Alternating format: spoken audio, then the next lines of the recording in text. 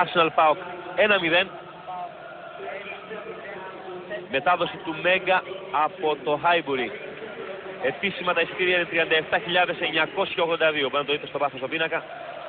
2.500 από αυτούς οπαδοί του ΠΑΟΚ. Βρίζας. Για να δούμε. Βρίζας. Το σούτ του Βρίζα. Ο ΠΑΟΚ πετυχαίνει τον γκολ. 1-1. 3 λεπτά πριν τελειώσει το παιχνίδι. Ο Βρίζας πετυχαίνει το 1-1 και ο ΠΑΟΚ προκρίνεται στην επόμενη φάση. Δεν μπορεί να δεχθεί ο ΠΑΟΚ δύο γκολ πια στα 2 λεπτά που απομένουν. Ο Ζήσης Βρίζας κράτησε την μπάλα, στάθηκε όρθιος απέναντι από τον Σίμαν και πετυχαίνει το 1-1 στο 27ο λεπτό. Είναι απίστευτο, βλέπετε εδώ ο Βρίζας απέναντι από τον Άνταμς και τον Μπόουλ, το σουτ και στα δίχτυα. Δεν ξέρω αν ο κόσμος έχει ήδη βγει στη Θεσσαλονίκη στους δρόμους, πάντως αυτό το γκολ του Βρίζα πετυχαίνει